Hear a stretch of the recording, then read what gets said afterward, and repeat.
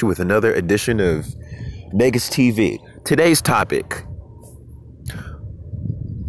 do I hate black people like white people more? Now, before you have your judgments and you chuck it to, I just got off the coon train and I just had and my diet was gone to a bunch of butter biscuits. Let's explain. I chose the title partially for clickbait, but basically I'm having this discussion with you guys because I was having a discussion, I want to say 2 days ago, with one of my white friends. Oh, oops, I meant black friend. Oops, I'm sorry. Yeah, okay, he's like one of those people who really does judge, and he understands there is a system of racism ran by closet white supremacists in the country, and you know they understand he understands the system of white supremacy in this country and white domestic racial terrorism, and he understands that he has a privilege as a white male. He understands that, and he's one of them guys who reads a lot of black books to understand the plight of black people. He's read the books like Structures of Black Civilization and John Herbert Clark and all of them. Basically a lot of conscious books, stuff that Francis Cress Welsing, shit like that. Like, he understands that. He understands a lot about us historically. So sometimes I have a discussion with him to get his perspective on what goes on socio-politically in our climate from as a white guy. As a white guy he is, I like to get his perspective sometimes because he's honest, and he'll ask me, what do I think about shit? And it's a very honest exchange of ideas. Now, the highlight of that discussion is where I started getting into my past and how I started to go from having a lot of prejudice and hate towards black people to embracing them. Because I tell my story because I want people to learn from me. And I don't want a lot of other black people to end up like how I was years ago. That's why I tell my story and share a lot of my experiences. Now, was I in a position to say, hey, look, that I really like white people more than black people, and that I'm going to have to, in order to actually heal and grow, you're going to have to, and I think all black people have to do this, is going to have to admit that the answer was yes. Because growing up in life, you meet a lot of black people who have this this more camaraderie with white people than black people, is for the simple reason, oh shit, about to fall. For the simple reason is that when you delve into many black people's past, there's always a lack of something there. And what's lacking is that there's a void in us. That void is the lack of camaraderie and social interaction with other black people. When a lot of us have this will breed a contempt, and it leaves room for whomever that you are around. That leaves room for a group of people to have a positive, a negative, or a manipulative relationship with you. Okay? In my case, it was white people and maybe some biracial people. So, okay? So with that said, it will leave a contempt for your own people and indirectly yourself. And I was as I was having this discussion with him, I told him where my root was. It was the revenge and the lack of acceptance I got from my own people, right? This is the case for a lot of black men and women.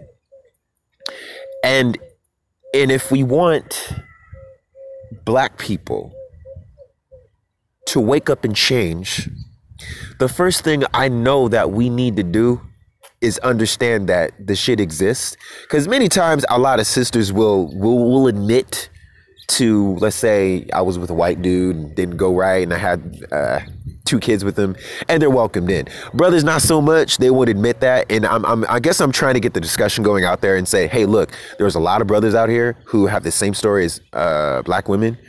And it's the same story. It's the same thing, because if you talk to a lot of black women, they've been burglarized, they've been terrorized, they've been abandoned, they've been shitted on by black men, and this is what this is what turns them from loving black men to hating, right? So when that void or scar, and I gotta have you guys listen to this. When black people, since we are a very spiritual, emotional driven people, more than anything, we're psycho-spiritual people. Once our emotions and spirit, our soul is hurt and damaged, whomever is responsible for making the healing process happen will ultimately be the person that we will learn to revere or trust or had admiration for. If the scar is caused by black people and a white person or white people feel it, ultimately they will like and revere white people.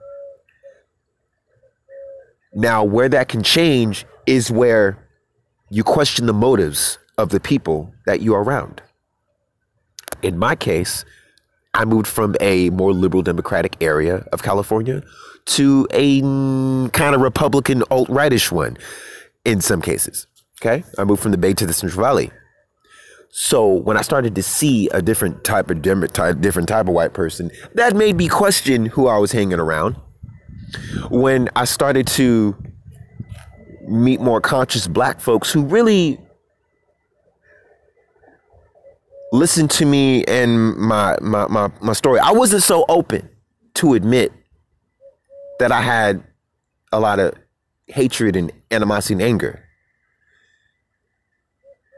You know, I wasn't willing to admit that, and I didn't even know what that was. And people would ask me, well, how come you hang around more? Because I was like, well, it's just how I grew up. Well, the thing is, I think a lot of people might be scared to admit that they do hate their people, or more so, they may be not knowing of the source of their anger towards their own people. They don't know. A lot of black men and women don't. I think that they don't know and have not dealt with that. First, they have to admit that they have an issue, they have a problem. First off, then they have to admit how that arose. And then the other thing is, we have to be in a position to where we're going to want to fill that void. Going back to whomever is responsible for having the healing process will ultimately be the people that they revere, right? So we need to be in a position to listen to that person's gripe. But also the person with the gripe has to also want to heal. He can't just, that person cannot just want to just dump their shit on us just to be doing it because they like to do it. That doesn't help either party. So when I was having this discussion with my friend, he said black love is a revolutionary thing. And it's not just having to do with like love between a black man and a black woman. That black love is having respect and love for your people, or love for your nephew, or for your little daughter or somebody, or just loving people. But that love cannot come. At first, it has to be empathy. Empathy has to be there first. Compassion has to be there before anything, and a respect, a code of conduct. That has to be there before that love come in, because love can be there, but then, you know, if the respect ain't there, loyalty right there, then, you know, what's love got to do with it, right? So if you have positive relationships with black people, more than one, that loyalty and love for your own people will grow and cultivate. And a lot of us don't have that. And unfortunately, we will continue to see more bed wounds they said, did I say bedwoods? I said bed witches and coons out there. And people will continue to see more Tree of Logics and Tommy Sotomayor's and Brendan Tatum's out there, out in the world, branding us as giving us a bad message, giving us the wrong stuff about our own people, because what I'm saying is, if we can get to these people before they turn into the people we know them today, then we will have less dissension amongst our ranks. We'll have, even if we don't like each other, even if we disagree, if we know that people's problems and issues won't be blown off, then I think that we will do better as a community socially. And then when socially we start to embrace each other, then I think those economics will come in, because we'll start to put ideas together, and we'll start to put our money together. Then we'll start to put people together.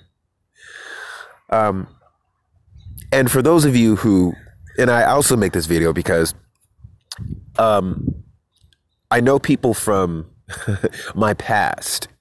Well, they ultimately only remember me from how I was in 13, 14. That was about 4 or 5 years ago. And adamantly, people do change, really. Regardless of how cliche that is. Because going back on my ideas, and I'll tell you, this is kind of, gosh, this is, I don't know even why I'm saying this, but I guess I want to share it, right? Now,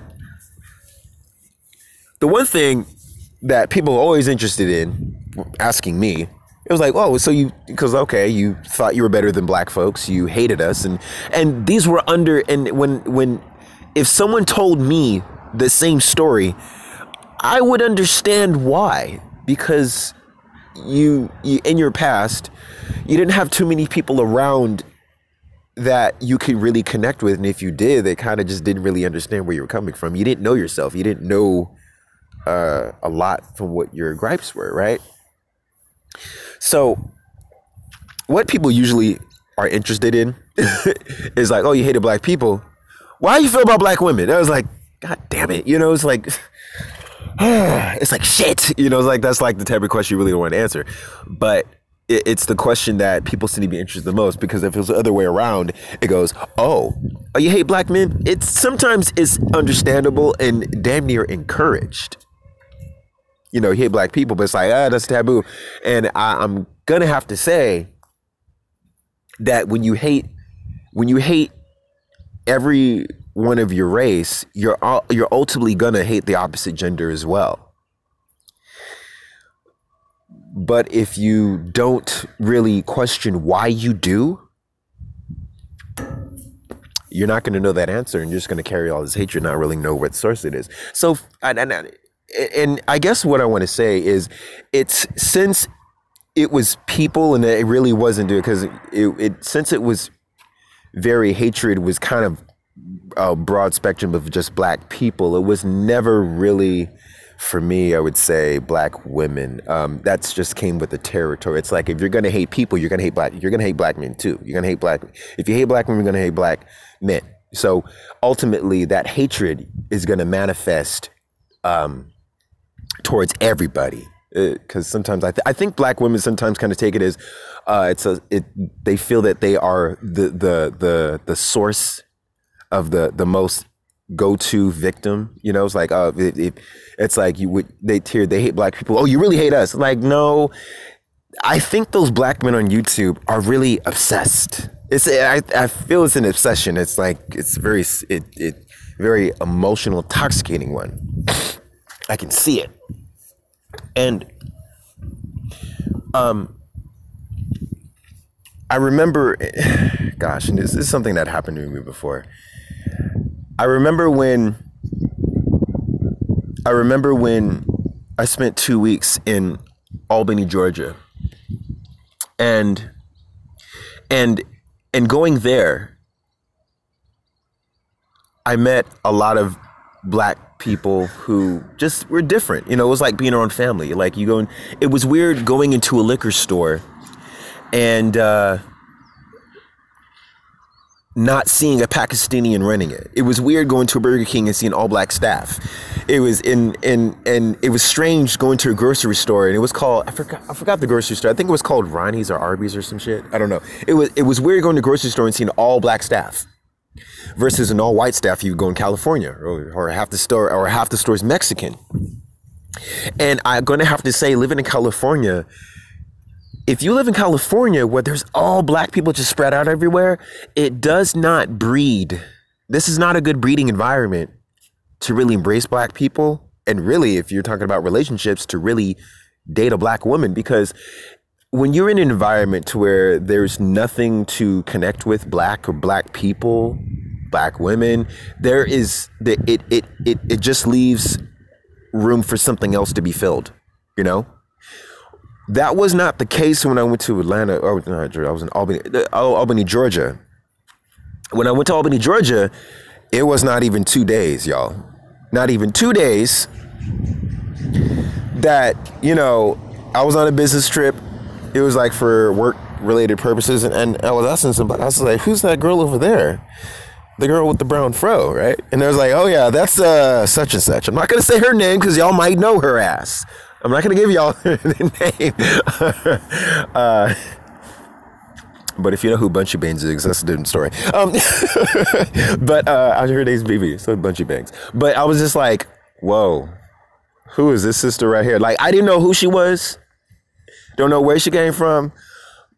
But when I got off the plane, 2 days being in Albany, I was like, yeah, I don't know who this girl is. But I think I'm getting all in my feelings, y'all. So that's what I was feeling. And I only had 2 weeks there. Gosh, if I was there right now, I'd probably, gosh, I would try harder to say. But the thing is, my thing is this. Once you start to connect with black people, the more you have interaction with each other, the more that you will learn to cultivate an affinity and attraction, and the more that you will be, because when you have it in spurts, when you're not around a lot of black people all the time, it doesn't really manifest as much. But when you have it right there in front of you every day, or someone black, then it's like, wow, it's something that you wish you got when you were younger. So I couldn't, so it's easy to dig out all the negative feelings that you had towards your own people. I've been doing this for like 8 years.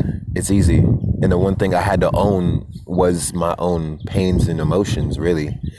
Because if you don't know where it started, you're not going to know where to pinpoint and dig it out in your mind and your soul and clean yourself out.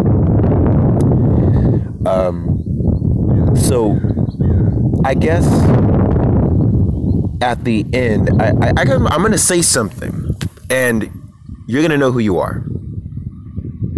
I don't have to say your name, but when a feed came up, and I was got curious, and I was just like, okay, Kristen Carolyn, she has a live chat. Let me hop in and see what the hell she's talking about.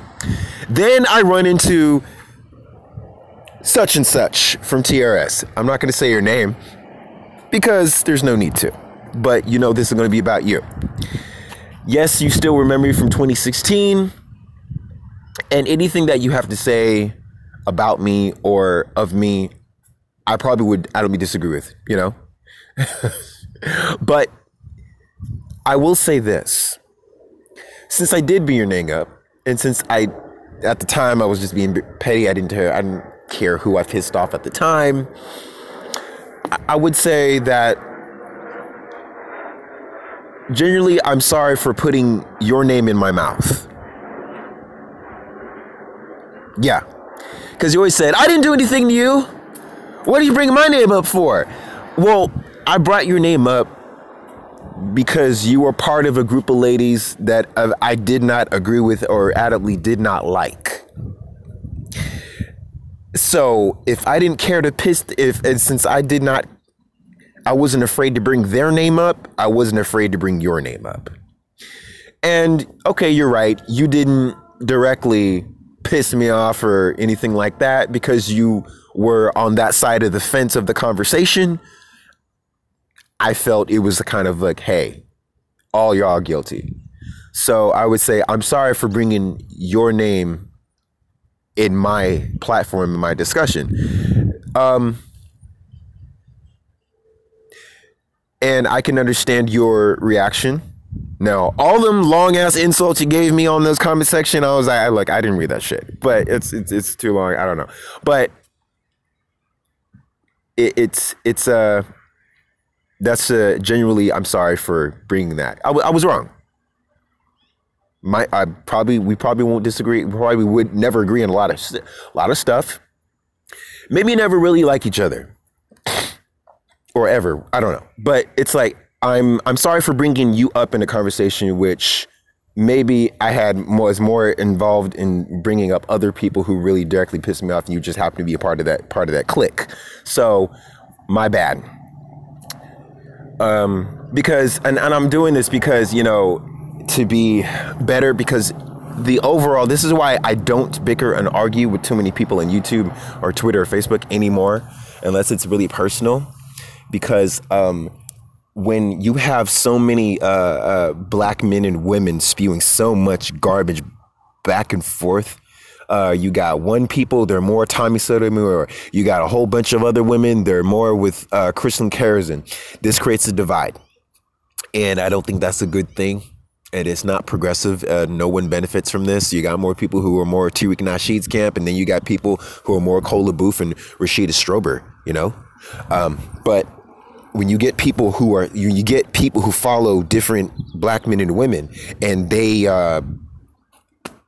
have such opposing views, nothing really gets established other than it's just an online social war. So if we're going to actually be up on here and want to be heard in dialogue, I think the first thing we need to do is just squash a lot of this petty beef aside. You know, this is why I erased a lot of my videos. Because I felt that they were not, if someone was to consume my words, they wouldn't gain anything productive from it.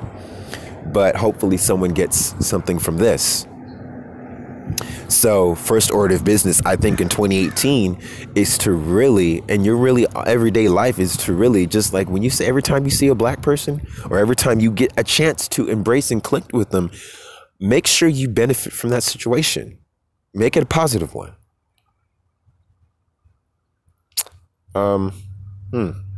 That's pretty much everything that I want to say. Oh, the other chick. And this is one I don't even remember. Now, your name I will say. I was in Kristen Karen's, the first person, I don't have to mention your name because I think I brought you. I don't even really think. I only got reminded of this because we happened to be in the same chat. But the person I will bring up, what's her name? Your favorite bedwench? I think that's her handle. But when she was Pia Francis. Now, I don't remember you. I don't. I honestly, I don't remember you. Now, people, if you say like Ocean or Renee, yeah, I sure as hell I never forgot those names. Still haunt me to this day. But I mean, it's like, girl, I don't remember you. So I'm not going to remember whatever beef we had. But for what it's worth, I don't believe in saying nasty things. And maybe if it's personal, but I mean, I don't believe in just general doing it because like I'm adamantly opposed to saying anything reckless or nasty just to be saying it. You know, like those days are pretty much over for me. Like I don't. So if we did, I don't know if we did have any beefs or whatever or run-ins. I guess I can say I don't know what I can apologize for. Really, I don't know. Like gosh, I don't even know what I want to say. Like I guess what I want to say is that the guy you met then. I don't know. I don't know when we had a run in. I don't know what kind of person I was back then. The guy you met now, you know, I have nothing greasy to say about you. I have nothing too bad to say. You get, yeah, I mean, and honestly, you get nothing but a polite, respectful conversation from me. Even if we disagree, and even if we might bring something up, I think that I think that we would probably get along better now than we would back then, only because maybe now you might still have a problem with me, but I don't have a problem with you. And I mean, because the thing is, you, as a black man, a black woman, you might think I'm full of shit, but you know, you might still hate me or whatever. I don't know. You don't know me, but what I'm saying is you would get respect from me, a genuine amount of respect. You wouldn't get an insult. Including the person I apologize for what I did before. You would get nothing but respect from me.